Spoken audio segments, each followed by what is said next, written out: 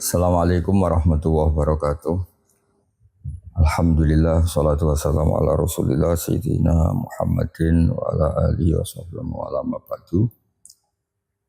Meneruskan sesi kemarin yang sama Pak Quraish Shihab, sama Pak TGB, sama Pak Mukhlis Hanafi di acara di Niat Baik yang dilakukan oleh PSG Pusat Studi Quran di Baitul Quran, juga yang didukung oleh teman-teman DPPAI, Direktorat Pendidikan Pembinaan Agama Islam Universitas Islam Indonesia.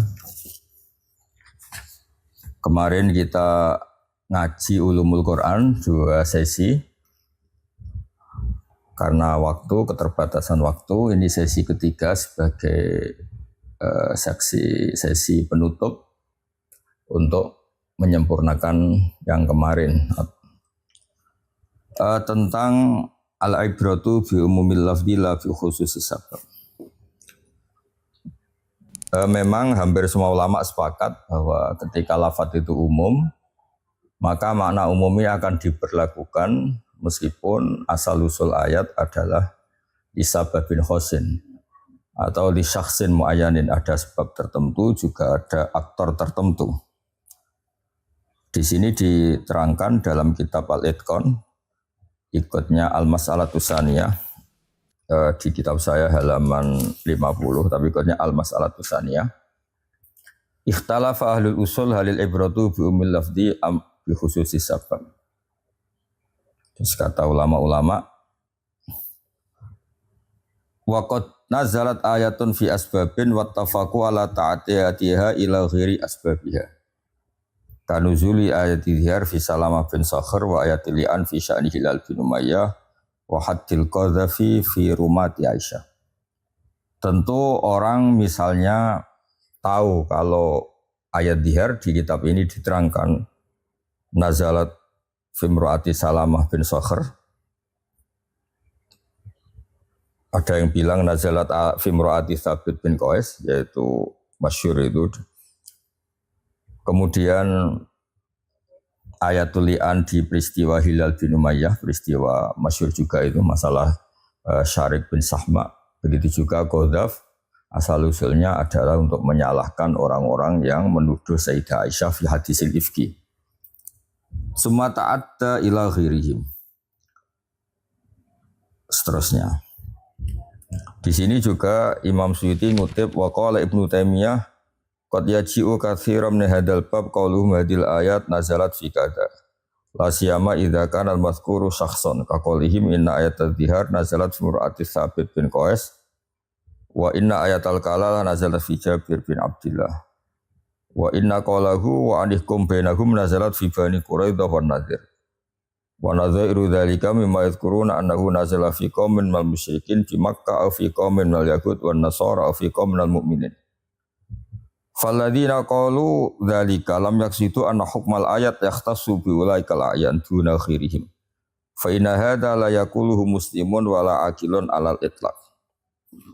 Jadi ketika ayat-ayat tertentu dan aktornya atau yang pelaku atau penyebab ayat itu tertentu, tetap saja hukumnya anna hukmal ayat itu bukan berarti yahtassu bi ulaikal a'yan duna khirihim. Itu pasti. Kenapa menjadi pasti? Karena hadaddin atau aturan agama ini bagi siapa saja ila yaumil qiyamah. Nah, di sini dalam penutupan ini saya ingin mengutarakan tentang hal yang sangat-sangat prinsipil di Islam, yaitu kalimatul haq, kalimatul la ilaha illallah. Sebelum jauh ke sana, ini kan masih tentang al-ibratu bi umumil lafzi. Yaitu ada ayat alladzina amanu wa lam yalbisu imanahum bidzulmin ulaika lahumul amnu wa hum muhtadun, di Al-An'am 82. Ayat ini dijelaskan innasyirka la dzulmun azim di Luqman 13. Begini. Jadi kita bikin analogi dulu sebelum terlalu jauh. Ada ayat yang menerangkan orang-orang iman dan tidak pernah mengotori atau mencampuri imannya dengan dzulmin, dengan kezaliman atau kefasikan atau kesalahan, maka ulaika lahumul amru, mereka lah yang benar-benar terselamatkan, aman sentosa dari azab.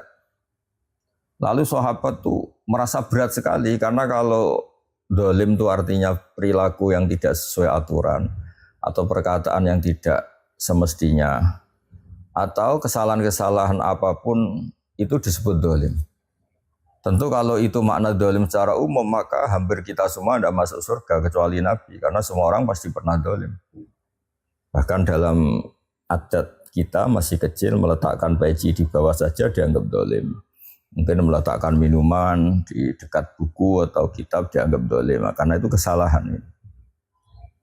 Tapi uniknya dan alhamdulillahnya juga, ini unik dan kita alhamdulillah juga, sangat-sangat alhamdulillah. Naskuru wa ala dzalik. Ketika alladzina amanu wa lam yalbisu imanahum bidzulmin, di semua riwayat dikatakan syaqqa dzalika ala ashabi Rasulillah. Wa qalu ayyuna lam yadlim nafsa, itu berat sekali sampai mereka tanya, kita semua ini pasti zalim, kita semua berarti pasti enggak selamat. Karena syarat selamat itu imannya tidak tercampuri oleh zalim sama sekali. Terus Rasulullah menerangkan kepada mereka, yang dimaksud zulmin dalam konteks iman adalah inna syirka la zulmun azim. Hanya zulim syirik yang dimaksud.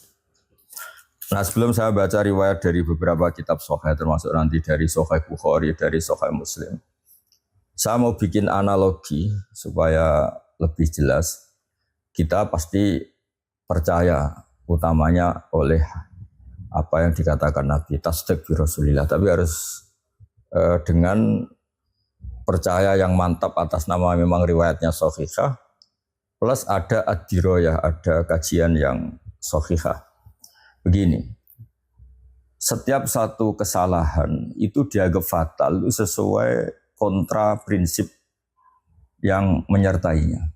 Misalnya begini, saya atau siapapun melihat anaknya atau orang lain mau ditabrak truk, kita harus sikap langsung menyelamatkan, menarik anak kita supaya gak ketabrak truk.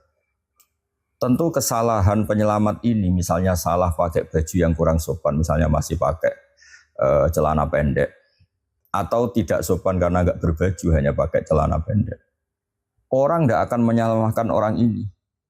Justru disalahkan kalau dia berganti baju dulu yang rapi, apalagi kalau salahnya sampai dia mandi dulu supaya rapi baru menyelamatkan. Karena ini dianggap kesalahan fatal, justru seperti itu dianggap kesalahan fatal. Karena menjadi fawatul maksud, yang dimaksud dari menyelamatkan malah menjadi enggak tercapai.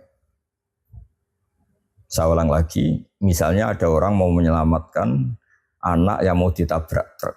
Tentu pakai celana pendek tidak berbaju itu enggak sopan dalam bab etika. Tapi orang kan enggak akan menyalahkan dalam konteks, yang penting langsung menyelamatkan meskipun dalam pakaian yang seperti itu. Begitu juga misalnya ada orang menyelamatkan dirinya dari runtuhnya rumah. Dia lari hanya pakai pakaian celana pendek. Orang juga enggak akan menyalahkan. Dalam konteks itu yang penting lari, yang penting selamat. Kesalahan etika berpakaian pasti diabaikan. Begitu juga misalnya kita punya emas 1 kilo, mau ada garong atau mau ada bahaya apa, karena itu bahaya, ya emas itu kita ambil, kita selamatkan. Meskipun pas kita menyelamatkan mungkin bagian kita kurang sopan, kurang pas. Nah, dalam hal iman yang sebegitu prinsip, itu tidak boleh demi menyelamatkan iman, orang menyalahkan sesuatu yang tidak punya akibat zawalul iman, yaitu hilangnya iman. Itu tadi analoginya, orang tidak mungkin menyalahkan ya, orang tidak mungkin menyalahkan penyelamat anak tadi yang mau ditabrak truk dari segi wah pakaiannya enggak sopan. Ya betul menyelamatkan, tapi sayangnya pakaiannya enggak sopan. Ya betul menyelamatkan emasnya, tapi sayang dia belum mandi, pakaiannya enggak sopan. Enggak bisa seperti itu. Dalam hal-hal prinsip seperti itu, kesalahan-kesalahan yang tidak punya akibat menggagalkan penyelamatan anak tadi pasti enggak dianggap salah. Justru yang benar-benar salah adalah dia melakukan etika normatif yang enggak penting tapi menjadi fawatul maksud ya anak tadi ketabrak hanya karena dia berpakaian dulu, mandi dulu. Ini penting saya utarakan supaya nanti tidak kaget ada beberapa kata hasanah yang kontra dengan sayyi'ah tapi Nabi hanya membatasi makna hasanah yaitu la ilaha illallah. Makna sayyi'ah hanya dibatasi makna syirik. Nah, pemaknaan ini adalah berbeda dengan kaidah al-ibratu bi umumil lafzillah bi khususi sabab. Makanya di sini Imam Suyuti luar biasa menjelaskan fa in qulta fa hadza Ibnu Abbas lam ya'tabir umum wa la tahsabanna alladziina seterusnya. Terus qultu ujiba an dzalika bi annahu la yakhfa 'alaihi anna al-lafdhu a'ammu min as-sabab. Lakinnahu bayan anal murada bil lafdhi khasun wa nadhiruhu tafsirun Nabi sallallahu alaihi wasallam adzulma fi qouli ta'ala wa lam yalbisu imanahum bidzulmin bisyirki fi qouli inna syirka la dzulmun azim. Ma'a fahmi sahabati al-umuma fi kulli dzulmin. Ini bagi saya berkah betul dari Islam, berkah betul apa yang dijelaskan Rasulullah langsung, benar-benar syifa betul, syifa'ul lima fi sudur. Saya beri sekian contoh yang banyak supaya nanti tidak kaget. Karena sekarang atau mungkin mulai dulu, kadang-kadang orang itu berpikir etika norma dalam hal-hal yang sangat prinsip. Dalam hal yang sangat prinsip, kesalahan norma itu lam yu'tabar. Kalau dalam kaidah usul fikih yang dikatakan Imam Satibi, al-mukammil idza adalil asli bil ibtal lam yu'tabar. Jadi takmilah kalau kaitannya pertaruhan dengan al-aslu, pokok yang harus kita selamatkan itu lam yu'tabar. Hada takwil lam yu'tabar. Penyempurnaan ini tidak yu'tabar. Ya kayak tadi misalnya kita punya anak kecil lari mau ke jalan raya ada truk dan saat itu kita mungkin baru mau mandi sehingga hanya pakai pakaian yang tidak pas atau pakai celana pendek aja kita harus lari langsung menyelamatkan. Kita nggak boleh peduli dengan kita nggak pakai baju, nggak pakai peci dan sebagainya. Karena pakai baju dalam konteks itu tidak akan disalahkan kita nggak pakai baju dalam konteks menyelamatkan anak mau ditabrak truk. Karena apa? Kesalahan normatif itu akan diabaikan dengan fungsi yang paling pokok yaitu demi menyelamatkan anak yang potensi ditabrak truk dan sebagainya. Begitu juga hal-hal yang sangat prinsip lainnya. Misalnya tadi ada orang takut rumahnya roboh dan karena ada indikasi alam apa gitu, terus dia lari pakai baju, hanya pakai celana pendek, misalnya orang nggak akan menyelamatkan, justru memuji dia karena tindakannya fauron, tindakannya itu seketika dalam hal yang memang harus seketika. Begitu juga mungkin HP kita jatuh dari atas dan kita bisa menangkap, cuma sayangnya kita sedang tidak berpakaian rapi, ya kita harus langsung menangkap, tidak usah berpakaian rapi dulu, nanti fawatul maksud bisa HP kita kadang jatuh. Nah, sehingga orang-orang Islam yang melakukan kesalahan-kesalahan non syirik yang tidak syirik itu tidak bisa dikatakan membatalkan imannya karena iman ini hal yang al-aslu dan huiru syirki adalah bukan kesalahan yang punya akibat kontra iman. Sebab itu kita menolak takfiri. Ya tadi orang angkat tetap memuji penyelamat anak yang mau ditabrak truk meskipun saat menyelamatkan mungkin dia berpakaian yang kurang sopan. Karena kesalahan normatif seperti ini tidak bisa mengganggu kelebihan dia heroik menyelamatkan anak yang mau ditabrak truk. Dan begitu seterusnya kira-kira analogi. Ini tadi takfir dari Edkon. Nah, seperti ini itu bukan sekedar benar, tapi pasti benar teori yang saya katakan tadi. Karena satu riwayat, misalnya begini. Ini saya baca hadis sahih dulu dari Imam Bukhari di kitab ikutnya di Namratul Hadis 3428 juga ada di 3429. Haddatsana Ishaq akhbarana Isa bin Yunus haddatsana Al-A'mas an Ibrahim an Alqamah an Abdullah radhiyallahu anhu qala ma nazalat alladziina aamanu wa lam yalbisu iimanahum bidzulmin syaqqa dzalika 'alal muslimin faqalu ya Rasulullah ayuna la yuzlimu nafsahu. Qala laisa dzalik innama huwa asyirku alam tasma'u ma qala Luqmanu li ibnihi wa huwa ya'iduhu ya bunayya la tusyrik billah innasyirka la dzulmun adzim. Artinya gini, justru ketika ada anak mau ditabrak truk, dzulmun adzim di sini adalah melakukan sesuatu yang kontra atau yang menghalangi atau yang menghambat atau yang menjadikan dia tidak nolong hanya karena dia mau pakai baju dulu si penolong ini. Itu justru yang kesalahan fatal.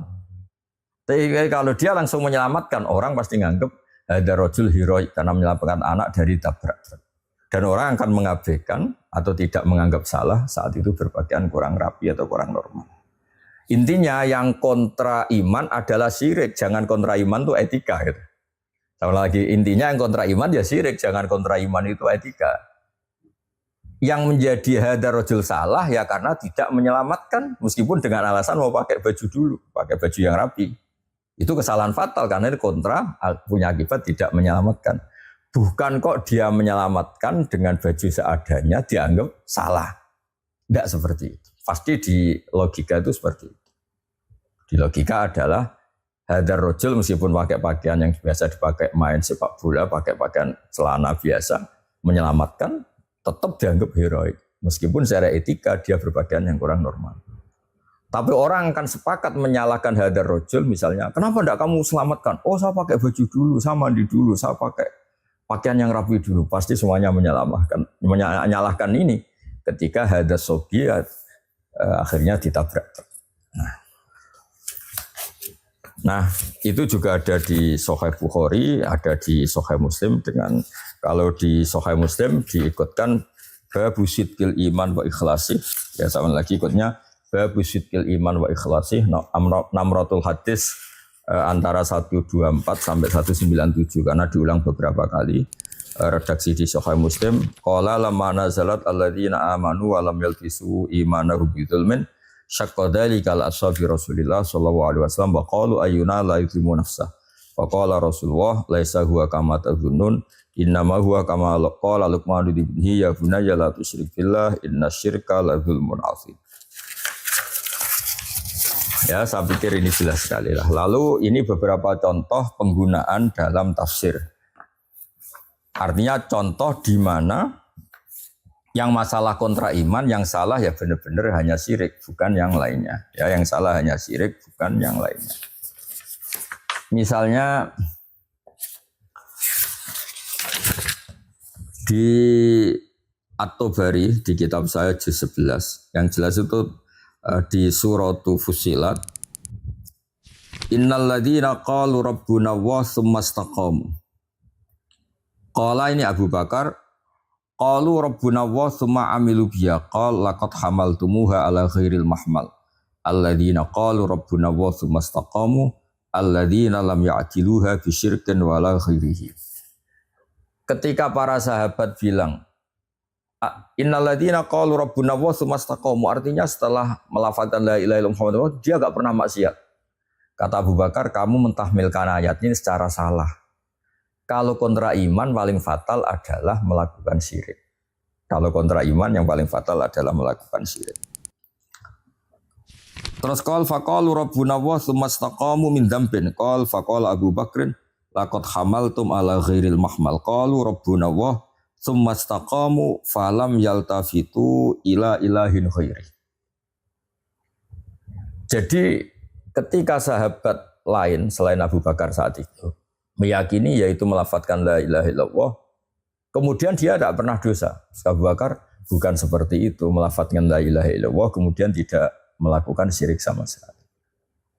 Ini bukan berarti Abu Bakar membolehkan dosa, enggak, sama sekali enggak. Tapi pikiran itu salah. Salahnya adalah masa iya dalam mau menyelamatkan anak kecil dari ditabrak truk, orang menyalahkan hanya si penyelamat ini tidak pakai baju yang apa? Normal, atau tidak pakai baju yang sopan. Orang pasti akan mengabaikan kesalahan ini karena dia berhasil menyelamatkan anak kecil. Ini bagus sekali ini. Begitu juga di ayat ini yang contoh lagi, man jaa bil hasanati falahu khairum minha wa hum min faza'i yawma idzin aminun wa man jaa bis sayyi'ati fakubbat wujuhuhum finnar. Di sini di tafsir Jalalain diterangkan man jaa bil hasanati la ilaha illallah. Kemudian wa man jaa bis sayyiati ay syirki fakubbat wujuhum finnar. Ini bagus sekali. Ketika taruhannya iman, maka kontra atau perilaku yang membatalkan iman hanyalah syirik. Jangan sesuatu yang prinsip dibatalkan oleh kesalahan yang tidak prinsip. Ya tadi, kalau dalam kondisi normal, normal, acara sosial yang bersifatnya etis, tentu orang datang pakai celana pendek salah. Orang datang mungkin kurang mandi dan bau salah. Tapi orang yang bau ini pun yang pakainya enggak normal, enggak dan bau, tapi menyelamatkan anak kecil secara fauron, orang akan menganggap heroik dan tidak menyalahkan pakaian seperti itu. Jadi intinya kontra iman adalah syirik. Jangan iman itu dilawan sesuatu yang tidak prinsip. Sebab itu keyakinan ahli sunnah wal jamaah bukan mengkafirkan orang yang melakukan dosa. Memang salah, melakukan dosa itu salah, tapi tidak sampai menjadi kafir. Makanya kita menolak takfiri. Tapi yang tadi di tafsir Jalalain. Jadi ini sudah lengkap.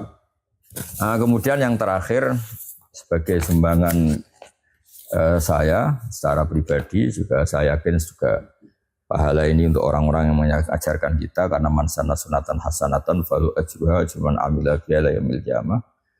Orang-orang yang spesial bagi kita, guru-guru kita, Mbah Maimun, bapak saya sendiri beberapa, masuk Pak Kures, semuanya orang-orang Baitul Quran, Habib Ali, Habib Husain semuanya termasuk orang-orang DPPAI Universitas Islam Indonesia juga para pendirinya.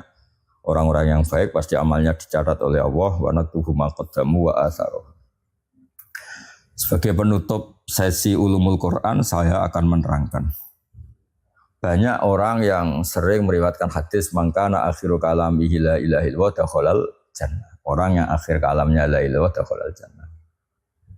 Tapi riwayat-riwayat yang mutawatirah yang terkenal sekali hanya mangqala la ilaha illallah dakhalal jannah kan tanpa ada catatan akhiru kalami. Dapat ada catatan mangkola akhiru kalami atau mangkana akhiru kalamihi la ilaha illallah dakhalal jannah. Riwayat yang umum yaitu mangkola dakhalal jannah itu yang kita pakai. Sebab amalun nas, amalul ulama tetap mengapresiasi, tetap mensolati, tetap menghukumi Islam. Orang-orang mungkin yang setruk lama baru meninggal.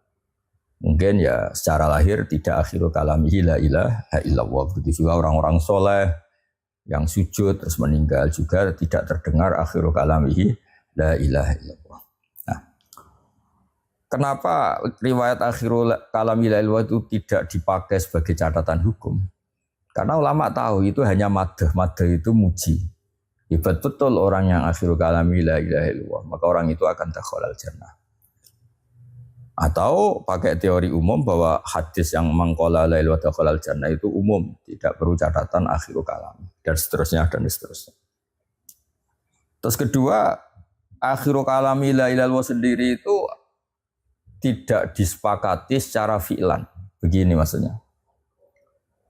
Dalam riwayat Sahihul Bukhari dan beliau meriwayatkan hadis ini berkali-kali. Yaitu pertama yang terkenal di Jawa yaitu kalimatani khafifatani fil lisan saqilatani fil mizan habibatani ilar rahman.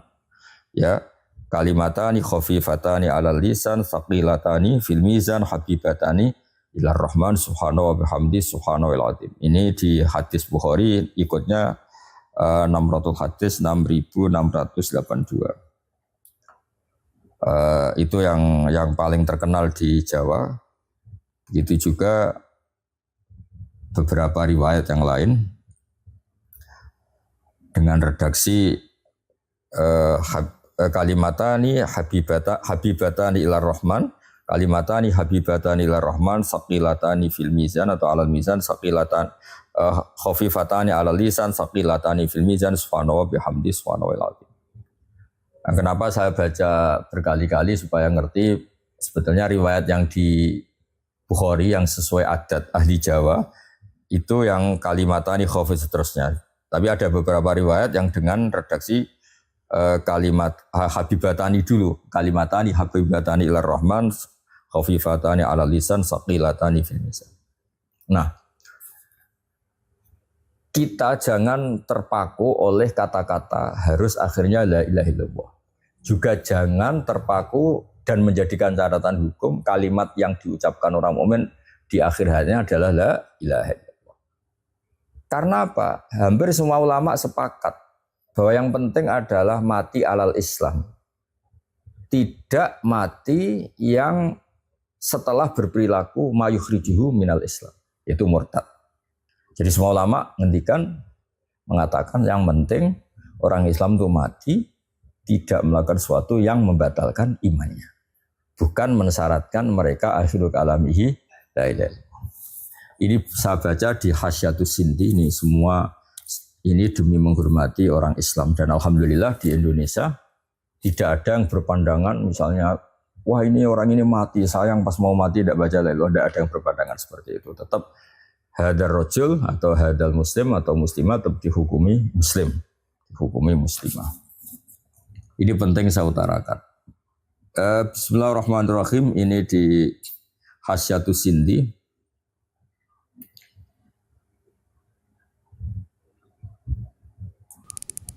Mas fafihi ma'a mura'atil musyakalah wa tambih biwasitati istiraqima fi ba'dil huruf wal nafdan ala istiraqima fil ajli seterusnya. Mura'atan li hadisi man kana akhiru kalamihi la ilaha illallah ay dakhalal jannah. Wa dzalika li anna haqiqatat tasbihi huwa at-tanzihu amma la yaliqu bi jalalihi wa kibriyaihi minasyarik wal walad wa khairihima kulliyatan. Fasarat tasbihu muaddiyan litauhidi bi atami wajhin wa akadihi.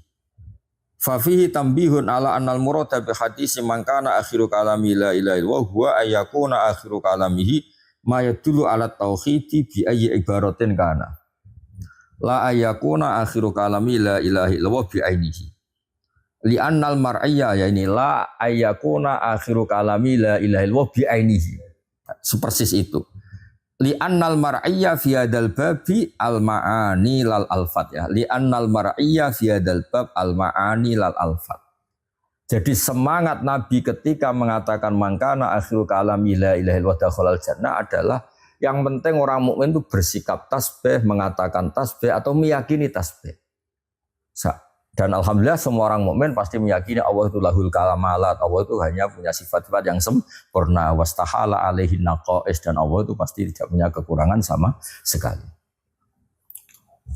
Nah, wa yu'ayyidu fil jumlah anna akhira kalami Rasulillah sallallahu alaihi wasallam al ma'luma iku ghairu hadhil kalimah wa huwa qauluhu ar-rafiqal a'la. Ini bagus sekali. Dan kita tahu semua ketika Rasulullah wafat semua riwayat mengatakan Nabi fi akhir kalami ngendikan Allahumma ar-rafiqal a'la atau Allahumma ya Rafiq, ya Allah. Semua riwayat itu tapi yang semuanya sepakat. Akhir kalimat Nabi itu tidak menghentikan la ilaha tapi Allahumma ar-rafiqil a'la. Allahumma ma'ar-rafiqil a'la. Dan seterusnya. Itu menunjukkan bahwa mangkana akhiru kalami la ilaha illallah jannah adalah yang penting orang mukmin itu berkomitmen tasbih. Baik itu hatinya, lisannya, sikapnya. Seperti kita-kita yang menekuni ilmu, berkahnya kita ngaji ulumut tauhid, isinya madah sama Allah. Mungkin sebagian kita atau sebagian banyak dari kita mungkin mati gak sempat secara verbal, secara lisan mengatakan itu. Tapi hatinya mamlu bi hubbillah, hatinya penuh dengan hubbillah. Ini saya terjemah ya, jadi kata beliau di Hasyatus Sindi ini bisa dicari di bab paling akhir wa nadul mawazinal qista di kitab Shahihul Bukhari. Dibaca di Hasyatus Sindi. Mangkana akhiru kalamil, jadi la ilaha illallah gini. Kalau betul Nabi mensyaratkan akhiru kalami la ilaha illallah, mestinya Nabi sendiri melakukan itu. Ternyata ndak akhirul kalimah sing qala bidzalika atau qala bi Rasulullah adalah Allahumma ar-rafiqal a'la. Makanya beliau ngendikan wa yu'ayyidu fil jumlah anna akhira kalami Rasulillah al-ma'lumah atau iku ghairu hadhil kalimah wa huwa qauluhu ar-rafiqal a'la.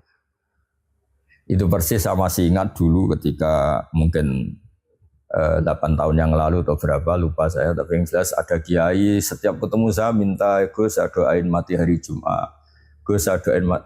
Kenapa? Karena dia kebetulan sering baca hadis tentang fadhailul maut atau di hari apa? Jumat. Nah, itu beliau berakhir nggak minta itu gara-gara saya guyon. Kenapa? Terus minta mati hari Jumat. Itu Gus karena dalilnya gini-gini, dia menyebut panjang sekali tentang fadilahnya meninggal hari Jumat. Terus kata saya bilang kalau itu mengikat, itu ndak. Kok bisa Gus? Terus saya jawab, masalah yang menghentikan seperti itu, kaburnya sendiri itu hari Senin. Rasulullah sendiri wafatnya itu hari apa? Senin, bukan hari apa? Jumat. Itu supaya artinya ya umat Islam itu akan selalu baik karena pilihan-pilihan yang tidak maksiat, yang tidak kontra kebaikan itu pasti baik. Jadi kita tidak perlu fanatik misalnya mati harus Jumat atau Senin. Beberapa ulama besar ya ada yang kabudut Sabtu, ada yang kabudut hari apa? Selasa, ada yang macam-macam. Makanya masyhur dalam kitab-kitab kayak di kitab di Nasihatul Ibad atau di beberapa kitab meriwayatkan dawuh Sayyidina Ali karramallahu wajhah ketika Ibnu Abbas dites apa Sayyidul Ayyam, tentu beliau mengindikan apa? Jumat. Malam terbaik apa? Lailatul Qadar. Terus bulan terbaik itu apa? Asyuru wa al-Hurum misalnya yang suci-suci kayak Dzul Qa'dah, Dzul Hijjah, Muharram dan Rajab ini. Kata Sayyidina Ali, ya semua orang tahu pasti seperti itu. Tapi kalau saya ditanya, kata Sayyidina Ali, apa hari terbaik? Hari sing la aksilah fihi, di hari yang saya diat itu tidak maksiat. Di hari yang saat itu saya nikmati Allah, ibadah sama Allah. Apa momentum terbaik? Ya momentum saat saya mencintai Allah dan tidak maksiat.